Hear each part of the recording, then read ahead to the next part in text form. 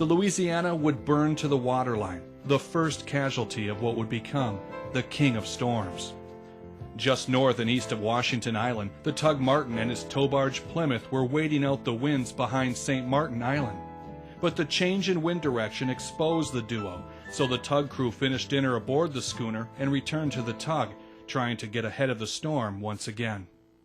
Recently rebuilt, the 200-foot-long Plymouth was faring well in the storm, but the Martin was barely able to pull her through the building waves. Steam pressure gauges read half of what they should as the tug tried to battle Mother Nature's fury. Twice the crew were smashed out of the pilot house, and the waves were washing over her stern. The captain knew their chances were better if they cut loose, and they signaled the barge to drop her anchors.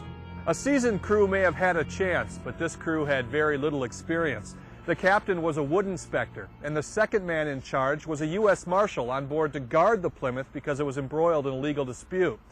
5 other men did have some sailing experience, but not in a storm like this one. The Martin made it behind the Garden Peninsula of Upper Michigan, and it wouldn't find calm seas until Tuesday.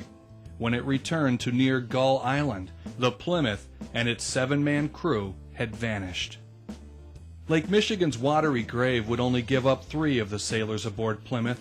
Its captain, Axel Larson, would be found over 100 miles to the south and east near Muskegon, Michigan. Chris Keenan, once the undersheriff in a small Upper Michigan town, washed ashore near Mears. Nearby, a bottle was found, bobbing in the surf, with a note written inside. Scribbled on an old invoice were the words, "Dear wife and children, we were left up here in Lake Michigan by McKinnon, captain of the tug James H. Martin at anchor. He went away and never said goodbye or anything to us. Lost 1 man last night. We have been out in the storm 40 hours. Goodbye, dear ones. I might see you in heaven. Pray for me, Chris K." Tethered to an anchor down the Plymouth rode the storm. Abandoned near Gull Island, 7 souls remained aboard.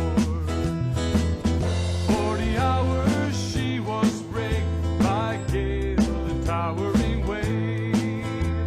A once proud craft no longer sails, but now remains a grave. The man listed as lost in the note was likely 17-year-old Edward Johnson, found washed ashore in Platte Bay, Michigan a month later. A final postscript in the note indicated that Keenan had another man write his goodbye for him, but scribbled at the bottom in the marshal's own handwriting was his final bequest. The lumber company still owed him $35.